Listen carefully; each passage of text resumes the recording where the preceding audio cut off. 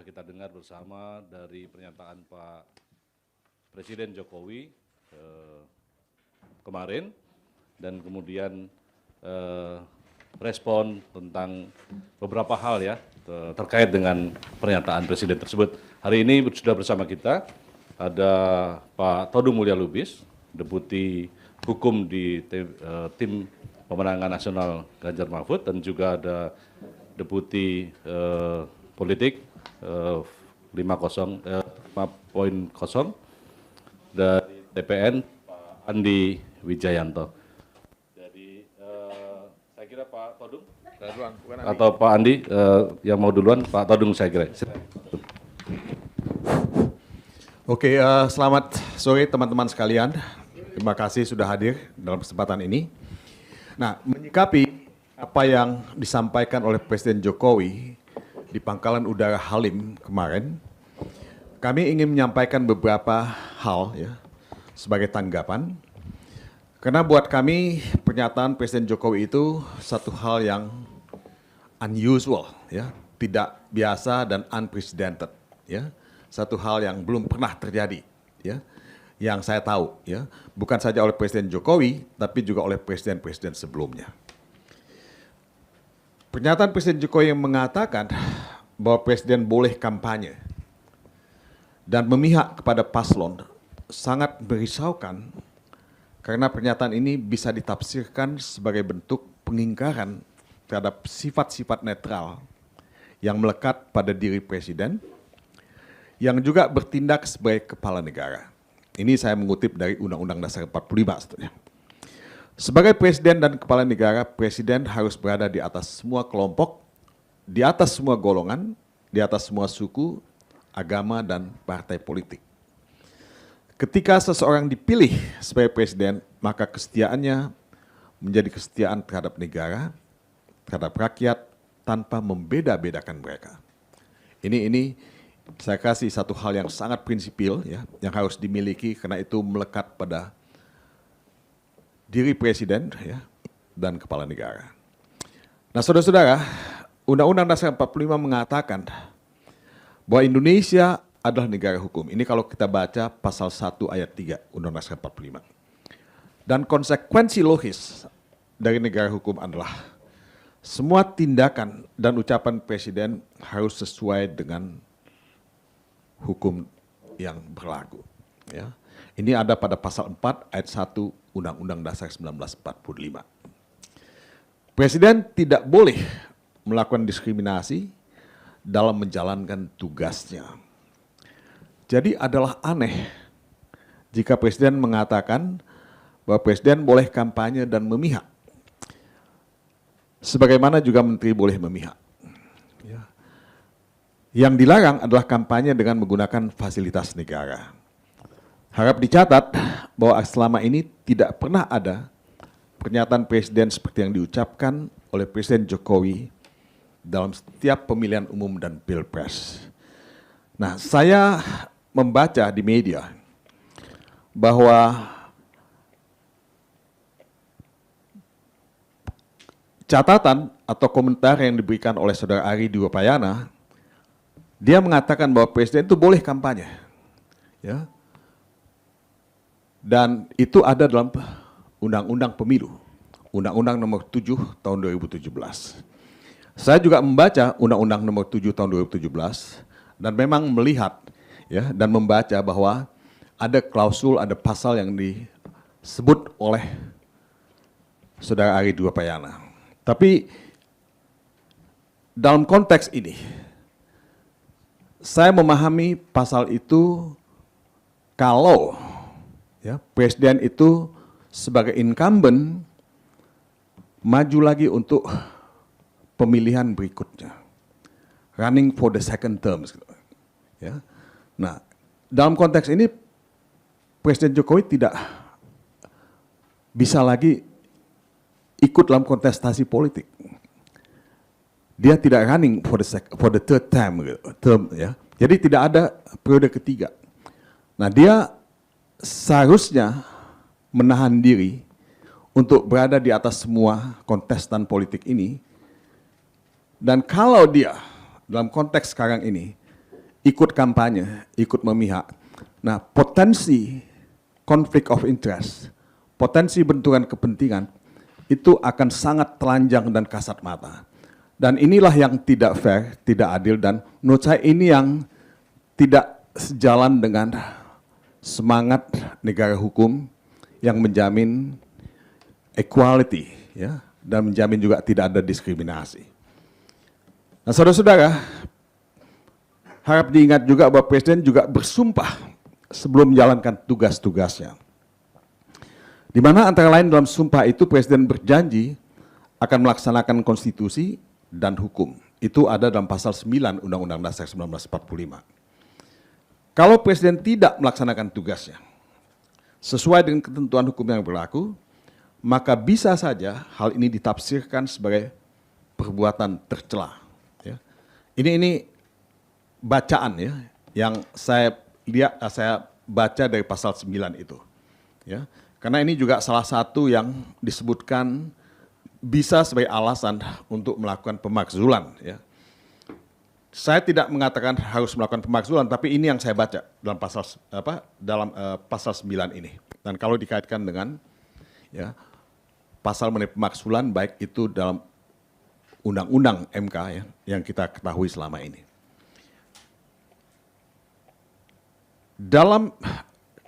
Kalau kita ini ingin menyimpulkan itu sebagai perbuatan tercela, ya maka ini bisa dijadikan sebagai alasan seperti saya katakan tadi. Dan ini ditulis dalam pasal 7A Undang-Undang Dasar 1945. Nah sekarang saya ingin pindah ke Undang-Undang Pemilu tahun 2017, Undang-Undang nomor 7. Undang-Undang Pemilu menekankan bahwa pemilu harus dilaksanakan secara langsung, umum, bebas, dan rahasia, serta jujur dan adil. Atau luber ya, dan jurdil. Ya, ini pasal 1 dan pasal 2 Undang-Undang Pemilu. Kalau membaca kedua pasal tersebut, ya, Anda akan melihat bahwa pemilu yang luber dan jurdil itu prinsipil harus kita laksanakan. Ya, dan dalam konteks ini pernyataan Presiden yang menyatakan Presiden bisa kampanye dan memihak. Maka pemilu dan pilpres menurut hemat saya tidak akan mungkin bisa bersifat jurdil, jujur dan adil. Ya. Antara lain karena potensi konflik kepentingan ya, yang akan terjadi. Bukankah Presiden mempunyai kekuasaan dan wibawa kekuasaan yang sangat besar yang bisa mengarahkan dan mempengaruhi pemilu dan pilpres sehingga merusak dan menegasikan asas pemilu yang jurdil? Ini pertanyaannya. Ya. Dengan kewenangan, wibawa, kekuasaan yang begitu besar, ya sangat mungkin ya, keberpihakan itu akan menegasikan pemilihan umum atau pilpres yang jurdil itu. Pasal 4 Undang-Undang Pemilu mengatakan bahwa pemilu haruslah untuk memperkuat sistem ketatanegaraan yang demokratis, yang mewujudkan pemilu yang adil dan berintegritas, menjamin konsistensi pengaturan sistem pemilu, memberikan kepastian hukum, dan mencegah duplikasi dalam penyelenggaraan pemilu dan mewujudkan pemilu yang efektif dan efisien. Ini isi pasal 4 sebetulnya. Nah pertanyaannya adalah, apakah pemilu akan berlangsung adil dan berintegritas kalau Presiden sudah terang-terangan menyatakan boleh ikut memihak? Ya, Anda bisa menjawab sendiri pertanyaan ini. Bukankah Presiden yang sebelumnya berkali-kali mengatakan dirinya netral? Nah ini kita melihat ketika dia mengundang 3 capres untuk makan siang bersama, ya, kemudian membuat beberapa kali pernyataan, ya, dan mengatakan bahwa semua pejabat negara itu harus bersikap netral. Ini kita baca banyak sekali.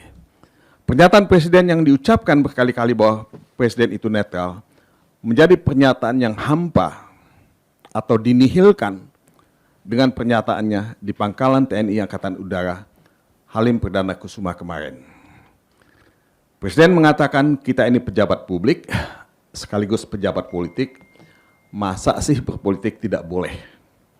Menteri juga boleh. Pernyataan ini berbahaya karena bisa diikuti oleh menteri gubernur, bupati, dan kepala desa. Dan kalau ini terjadi, maka tidak akan ada pemilu dan pilpres yang luber dan jurdil. Ya.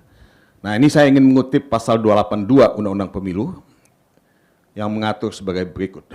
Pejabat negara, pejabat struktural, dan pejabat fungsional dalam jabatan negeri, serta kepala desa dilarang membuat keputusan dan atau melakukan tindakan yang menguntungkan atau merugikan salah satu peserta pemilu selama kampanye. Nah, ini pasal yang bagus sekali, saudara-saudara. Ini sangat tegas, sangat eksplisit, tidak membutuhkan penafsiran sebetulnya. Kemudian pasal 283 Undang-Undang Pemilu juga mengatur hal-hal yang berkaitan dengan itu. Pejabat negara, pejabat struktural, dan pejabat fungsional dalam jabatan negeri serta aparatur sipil negara lainnya dilarang mengadakan kegiatan yang mengarah kepada keberpihakan terhadap peserta pemilu sebelum, selama, dan sesudah kampanye. Ayat 2-nya begini, larangan sebagaimana dimaksud pada ayat 1 meliputi pertemuan, nah ini, ajakan, imbauan, seruan atau pemberian barang kepada aparatur sipil negara dalam lingkungan unit kerjanya, anggota keluarga, dan masyarakat. Jadi pasal 282 dan 283 ini eksplisit, clear cut, menegaskan larangan itu. Jadi di mana alasan hukum atau dasar hukum untuk berpihak? Saya tidak melihat itu sama sekali. Saudara-saudara, coba baca baik-baik pasal 282 dan 283 ini, kalau Anda mau baca. Coba baca Sumpah Presiden dan pasal 9 Undang-Undang Dasar 45.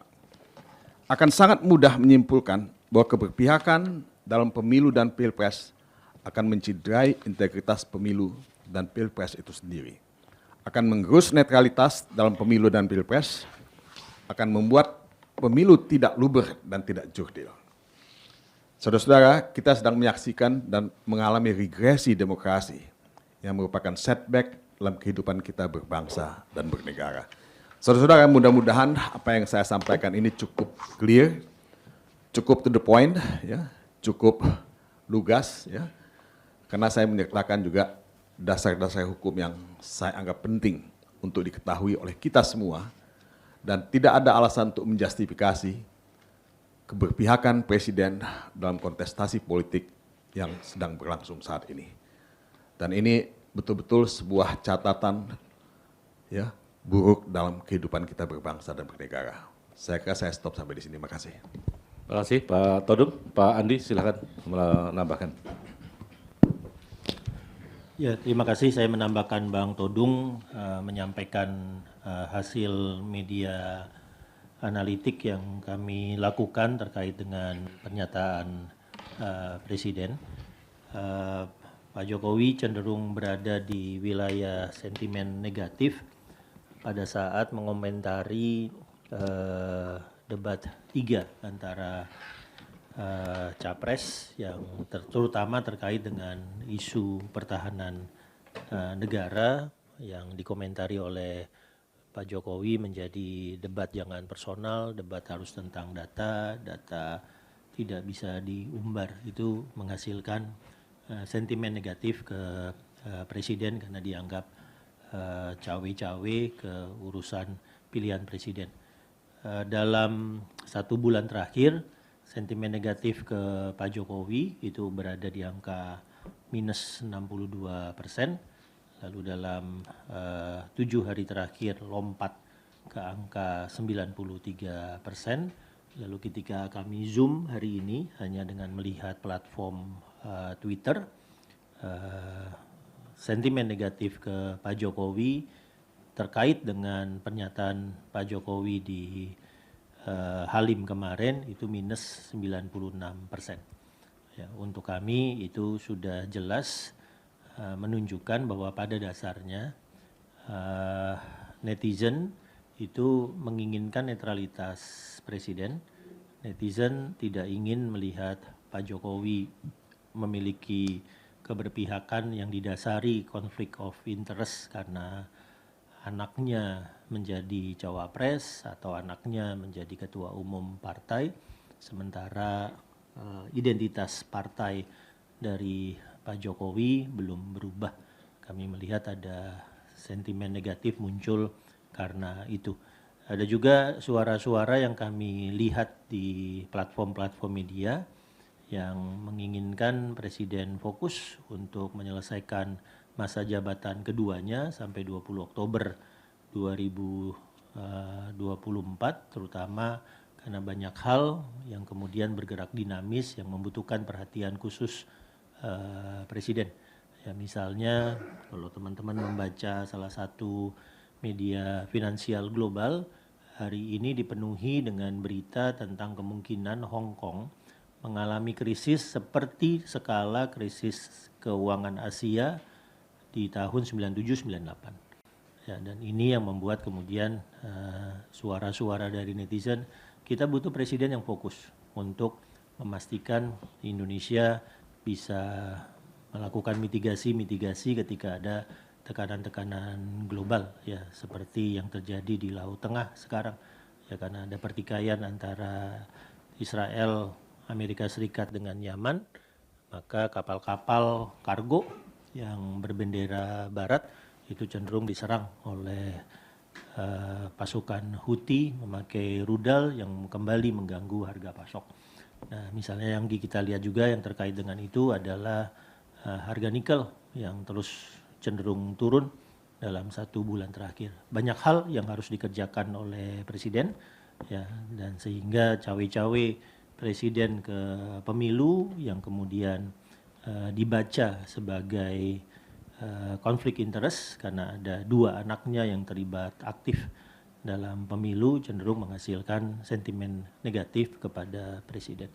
Dengan membaca itu maka kami di TPN, ya terutama kami yang dulu pernah bekerja dekat dengan Pak Jokowi, PDI Perjuangan yang menjadi partai yang mengusung Pak Jokowi, benar-benar menginginkan menyarankan netralitas Presiden karena banyak hal kenegaraan yang harus difokuskan oleh Presiden sampai 20 Oktober 2024. Itu tambahan dari saya, Mas Tom. Terima kasih. Terima kasih, Mas Andi. Saya buka untuk teman-teman bertanya atau apa yang perlu diklarifikasi atau dikonfirmasi. Silakan. Depan 1, belakang 2. Silakan yang depan dulu, Mas.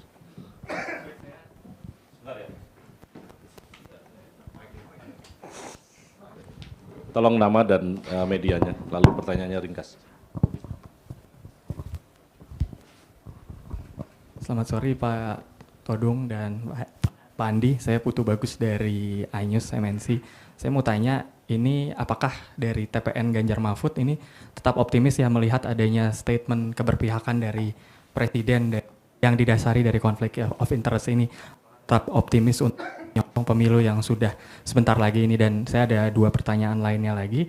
Ini kan Pak Jokowi ada isu untuk bertemu Ibu Megawati ya. Ini tanggapannya seperti apa? Dan satu lagi, Pak Mahfud kan ada isu mau resign dari Menko Polhukam. Dan banyak statement juga terutama dari pihak TKN yang mengatakan kenapa baru mau resign sekarang, kenapa nggak dari 70 sebelum kampanye kemarin. Dan satu lagi ada isu juga Pak Mahfud mau diadukan ke Bawaslu. Ini statementnya dari TPN seperti apa? Terima kasih. Terima kasih, Mas Putu. Kita tampung dulu ya, yang belakang 2. Silakan. Jojo dan Ayu ya. Ya, silakan. Tolong mikrofonnya ke belakang. Silakan Ayu. Halo, Mas Andi, saya mau nanya, kemarin di Tribun itu rame komentarnya. Halo? Kalau selisih survei itu ada 20 poin, artinya Pilpres sudah selesai, kasarnya begitu. Nah itu tanggapan Mas Andi gimana? Karena kan ini masih kurang dari 2 minggu lagi. Oke. Terima kasih Ayu. Thank you Mas Tommy, Bang Todung juga Mas Andi. Jadi kalau diskursus tentang Jokowi tadi banyak yang menyandingkan dengan Amerika. Kalau kita diskusi seperti apa sih kita kajian politik internasional, Mas Andi, Bang Todung. Barack Obama itu di akhir periode keduanya dia kampanye buat Hillary sesama Demokrat misalnya. Itu yang pertama. Kedua, kalau soal debat kita tuh nggak ada apa-apanya bahwa di sana itu Trump itu dibelejeti dengan rekaman-rekamannya, dengan saling-saling kata-kata. Kalau Gibran masih ala-ala begitu sebenarnya ya masih jauh lah daripada demokrasi yang diperbolehkan. Jadi soal perbandingan dengan internasional seperti apa, soal keberpihakan presiden, soal debat dan sebagainya. Terima kasih. Terima kasih, Jo. Bang Todung, untuk yang pertama saya kira soal optimisme ya, terkait dengan pernyataan Presiden. Silakan. Kalau Anda tanya apakah kita optimis atau tidak dengan Pilpres yang dalam 2 minggu ini akan berlangsung, izinkan saya untuk tetap memelihara optimisme itu. Tapi kan juga itu tidak menghalangi hak saya, hak TPN untuk menyatakan concern terhadap pernyataan yang dibuat oleh Presiden Jokowi yang secara diametral ya bertentangan dengan apa yang dia ucapkan sebelum-sebelumnya. Tadi Pak Andi Wijayanto sudah mengatakan Presiden itu cawe-cawe, ya, walaupun dia ya tidak ya mengatakan cawe-cawe itu untuk kepentingan ya paslon tertentu pada waktu itu, ya. Nah, kedua dia mengundang ya Prabowo makan bersama, makan siang bersama. Kemudian kita juga melihat bertemu dengan ketua Partai Golkar dan PAN misalnya. Nah, ini dalam konteks kita sedang melaksanakan kampanye Pilpres. Hal-hal semacam itu cenderung bisa ditafsirkan sebagai sikap tidak netral, sikap berpihak. Ya.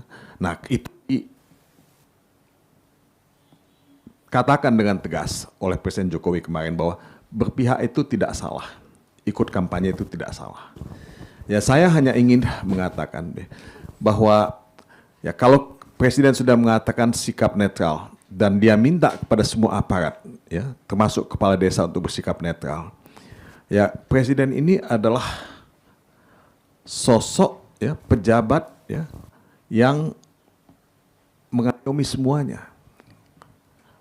semuanya, ya berada di atas semuanya.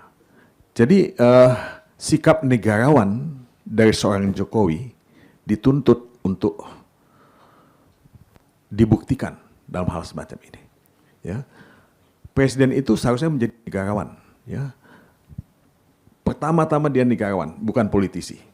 Ketika dia running sebagai pada tahun 2014 dan 2019, ya dia memang masih politisi. Tapi ketika dia sebagai presiden, apalagi udah menjelang akhir masa jabatan keduanya, ya sifat negarawan ini yang kita tuntut dari seorang Jokowi sebetulnya. Jadi kalau Anda tanya, ya apakah kita optimis ya, kita punya catatan tapi kita ingin memelihara optimisme itu karena pada akhirnya suara rakyat yang menentukan dalam Pilpres itu, dalam pemilihan umum itu. Bukan suara Jokowi, bukan suara saya, bukan suaranya Pak Andi. Suara rakyat yang menentukan. Ya, mudah-mudahan ya kedaulatan rakyat itu bisa dibuktikan ya dalam Pilpres nanti dalam tanggal 14 Februari itu. Saya nggak tahu apa yang kedua apa sih? Yang kedua soal rencana Jokowi mau bertemu Bu Mega dan Pak Mahfud yang berencana mundur. Soal pertemuan Ibu Mega mungkin Pak Andi yang bagus yang lebih apa yang akan lebih tepat menjawab itu. Nah, soal Pak Mahfud ya yang diberitakan akan mundur dari jabatannya sebagai Menko. Terus terang ya, saya termasuk orang yang menganjurkan Pak Mahfud untuk mengundurkan diri dari jabatan Menko. Ya, karena menurut saya akan lebih proper ya buat Pak Mahfud dalam kapasitasnya sebagai cawapres ya yang sedang mengikuti kontestasi ya apabila dia tidak berada dalam struktur pemerintahan itu. Tapi ini kan ya Pak Mahfud yang saya juga hormati kalau dia tetap di sana dan apakah sudah ada putusan untuk mundur atau tidak, ya, mungkin Anda bisa lebih baik mencek itu kepada Pak Mahfud, ya. Apakah itu sudah diputuskan, apakah dia akan melakukan itu segera, ya, karena ya ini semua tentu ya harus dilihat ya secara lebih holistik, ya, supaya bisa diambil keputusan yang betul-betul bernas untuk semuanya, ya. Mungkin saya hanya 2 itu kali ya. Baik, ya. Yang lain enggak ya? Ya. Oh, Yang tadi lain Pak Andi. Pak Andi ya. Ya. Saya kira yang pertama terkait dengan rencana pertanyaan dari Mas Putu, iNews tadi yang soal Pak Jokowi mau ketemu Bu Mega, apakah ada tanggapan dari TPN? Mas Andi, silakan. Pesan Ibu Mega ke kami jelas, fokus untuk pemenangan pemilu 14 Februari 2024, jangan teralihkan konsentrasinya ke hal-hal lain. Jadi pertemuan antara Pak Jokowi dan Ibu Mega pasti akan terjadi setelah Mas Ganjar menang. Nah, sebelum itu kami harus fokus untuk pemenangan 14 Februari 2024. Lalu yang kedua tadi pertanyaan dibandingkan dengan negara lain, ya misalnya Obama yang berkampanye untuk Hillary, ya titik bedanya satu sih. Obama normal-normal saja. Dia tetap Demokrat, mendukung Hillary yang Demokrat. Yang kejadian di Indonesia adalah Obama tiba-tiba memutuskan dukung Trump. Dan lebih parah lagi, Obama kemudian mengusung 2 anaknya, Malia dan Sasa, satu sebagai cawapres, satu sebagai ketua umum, dan Malia yang hari ini usianya 25 tahun belum memenuhi syarat, diutak-atik regulasinya, terjadi pelanggaran etik sehingga bisa dinominasikan. Bedanya itu saja sebetulnya. Jadi kalau saya pernah ditanya oleh wartawan di Amerika Serikat, bagaimana menggambarkan situasi demokrasi di Indonesia? Ya saya mengatakan ke mereka, di Indonesia yang terjadi Obama mendukung Trump, kaget semua orang dan alasannya nggak tahu kenapa itu terjadi. Dan yang kedua, Malianya dipaksakan. Malia Obama dipaksakan untuk menjadi cawapres padahal belum memenuhi syarat, aturan diutak-atik, terjadi pelanggaran etik. Ya, saya sebagai orang yang belasan tahun bekerja bareng dengan Pak Jokowi selalu mengatakan titik beda saya dengan Pak Jokowi hari ini itu cuma satu, demokrasi. Itu saja titik beda saya dengan Pak Jokowi, tentang nepotisme, tentang politik dinasti, tentang pelanggaran etik berat. Ya, itu saja titik beda saya dengan Pak Jokowi hari ini. Ya, selain itu mirip-mirip.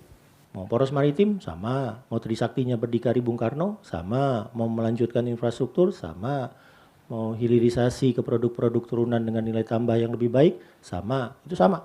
Mau membangun kekuatan pertahanan yang kuat sama. Demokrasi beda. Pak Jokowi membuat demokrasi kita mundur karena politik dinasti, nepotisme, dan pelanggaran etik. Nah di situ yang membuat kemudian banyak pihak memutuskan berbeda dengan Pak Jokowi. Pertanyaan tentang Pak Mahfud yang mundur sudah dibicarakan, terutama antara Mas Ganjar dan Pak Mahfud. Pak Mahfud sudah pernah menjelaskan ke kami mengapa beliau belum mundur, karena ada hal-hal di Kemenko Polhukam yang sifatnya strategis, nanti diceritakan sendiri oleh Pak Mahfud, yang membuat Pak Mahfud harus tetap mengawal itu. Terutama ada 2 hal strategis yang harus tetap Pak Mahfud kawal, ya, sehingga Pak Mahfud memutuskan belum mundur. Nah, tapi momentum yang ada, situasi yang ada sekarang, membuat Pak Mahfud mengevaluasi, sudah berbicara dengan Mas Ganjar di pagi hari, di hari debat 4, ya. Dan di situ sudah disepakati Pak Mahfud pasti mundur, tinggal sekarang bagaimana menyiapkan transisi di Kemenko Polhukam, lalu kemudian menyampaikannya ke Bapak Presiden dengan ketatanegaraan dan tata krama yang sepantasnya. Itu saja yang sekarang disiapkan, tapi Pak Mahfud pasti akan mundur karena itu sudah dinyatakan oleh Mas Ganjar di 2 hari ini. Terakhir tentang potensi menang, saya tadi baru saja lihat rapat triangulasi, ya, terutama melihat big data kami Ya, posisi saya masih sama dengan kira-kira 2 minggu terakhir gitu ya. Dengan melihat bagaimana permainan di platform-platform media, dengan melihat pontang-pantingnya TPN, Mas Ganjar, Pak Mahfud, Mas Arsyad, Mbak Yeni, Sandiaga Uno, Mas Andika Perkasa, TGB untuk bergerak keliling Indonesia, ya dengan melihat apa yang terjadi di debat 4, dengan melihat net sentimen bahwa hanya Pak Mahfud dan Mas Ganjar yang terus-menerus berada di sentimen positif, sementara Pak Prabowo dan Mas Gibran terus-menerus berada di sentimen negatif, maka sama sikap saya, prediksi saya, forecast saya untuk pemilu 2024 ini, seperti 2 minggu lalu saya pernah sampaikan, semakin ke sini saya makin khawatir 03 menang 1 putaran. Ya, makasih. Khawatir itu ya? Khawatir. Oh iya, makasih Mas. Ada lagi? 1. Ya, Mas minta tolong tadi mikrofon ada di mana ya? Ya.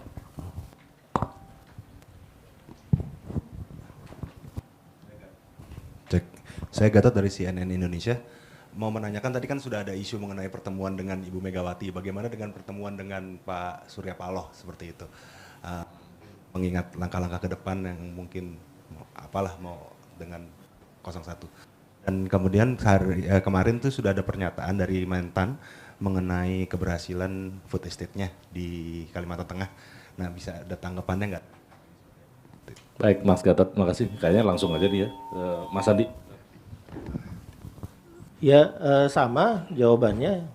Kami tetap fokus untuk pemenangan 14 Februari 2024, jadi belum memikirkan bagaimana harus menyusun komunikasi-komunikasi di level-level tertentu dengan pihak-pihak lain. Nanti betul-betul baru akan dilihat setelah ada hasil yang bisa kita jadikan pegangan setelah 14 Februari 2024 terjadi. Ya. Ya tentang Mentan dengan klaim untuk keberhasilan food estate-nya, ya tinggal benturan data saja. Data yang disampaikan oleh Pak Mentan dibenturkan dengan data yang dimiliki oleh Walhi dan Greenpeace tentang kerusakan hutan yang terjadi karena pembebasan lahan untuk food estate. Bisa juga dibenturkan bahwa untuk komoditas-komoditas pangan strategis, misalnya seperti beras, seperti gula, kita tetap melakukan impor yang relatif besar, yang cenderung tidak bisa turun dalam 10 tahun terakhir. Jadi proyek food estate-nya mungkin beberapa eksemplar, beberapa lahan bisa mulai kelihatan hasilnya, tapi secara keseluruhan seperti yang dilaporkan oleh Walhi dan Greenpeace justru menghasilkan kerusakan lingkungan yang sangat parah. Terima kasih Mas Andi. Ada lagi? 1, 2. Silakan Mas. Oh ini enggak? Yang 1 sebelah sana. Mas minta tolong mikrofonnya.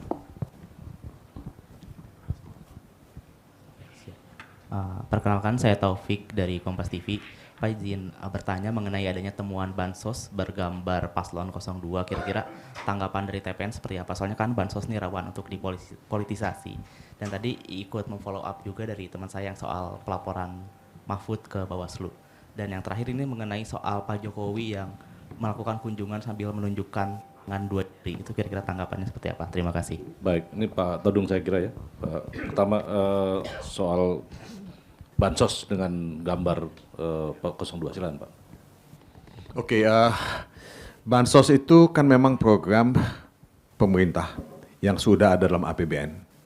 Jadi anggarannya itu ada pada APBN dan seyogyanya ya itu menjadi ya program yang menjadi milik pemerintah. Nah, tidak menjadi milik salah satu paslon. Kalau tadi Anda mengatakan bahwa ada pembagian bansos dengan gambar paslon nomor 2, Prabowo dan Gibran, ya ini satu penyimpangan ya, karena bansos itu ya bukan milik satu paslon gitu, ya bansos itu milik semua paslon kalau mau dikatakan demikian. Jadi apakah sudah dilaporkan ke Bawaslu, kami akan menelisik lebih dalam ya mengenai pembagian bansos dengan gambar paslon nomor 2 ini, dan kami mencadangkan hak kami untuk membuat laporan itu ke Bawaslu. Jadi kami membutuhkan beberapa waktu untuk melakukan penelitikan atau investigasi mengenai hal ini. Yang kedua soal Pak Jokowi dalam kunjungan ada menunjukkan 2 jari. Saya kira jarinya, tangannya Ibu Iriana itu ya, bukan Pak Jokowi. Ya. Oh gitu. Ya. Ya ini kan kepada isu netralitas yang tadi kita sudah sampaikan ya kepada teman-teman semua, bahwa siokianya bukan saja Presiden Jokowi ya, tapi juga semua pejabat negara dari atas sampai ke bawah, sampai ke kepala desa yang menghormati asas netralitas itu ya. Dan Presiden Jokowi sendiri sudah mengatakan ya bahwa dia netral pada awalnya ya. Dan saya menganggap gesturnya Presiden Jokowi ketika mengundang Saudara Anies Baswedan, Saudara Ganjar Pranowo, dan Prabowo Subianto makan siang bersama, itu gestur yang bagus gitu.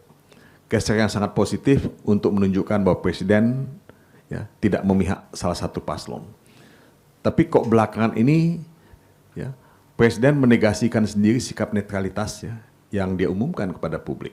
Nah ini yang menimbulkan pertanyaan ya, bukan saja pada kami di TPN, tapi pertanyaan oleh publik itu sendiri ya, karena publik juga menginginkan pemilu yang jurdil gitu, pemilu yang imparsial ya, pejabat-pejabatnya tidak memihak. Jadi menurut saya semua kita harus menahan diri. Nah kalau tadi oleh Pak Tommy ya dikatakan bahwa angka 2 tadi ya, angka 2 itu bukan berasal dari Pak Jokowi tapi dari Ibu Iriana ya. Ya, saya nggak melihat itu ya. Tapi kalau itu betul, saya kasih ya Ibu Iriana kan adalah ibu negara. Jadi Ibu Iriana sebetulnya seharusnya juga ya terikat pada asas netralitas itu. Terima kasih. Terima kasih. Yang terakhir soal pelaporan Pak Mahfud. Ini saya kira pertanyaan terakhir ya. Apakah ada tanggapan dari Pak Bang Todung? Pelaporan ke Bawaslu terhadap Pak Mahfud MD.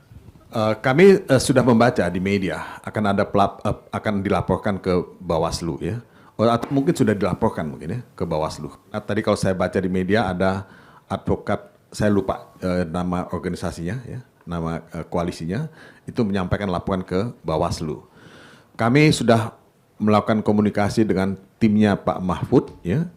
Kami sedang mencoba mengumpulkan bahan-bahan ya, bukti-bukti mengenai apa dasar laporan yang disampaikan ke Bawaslu.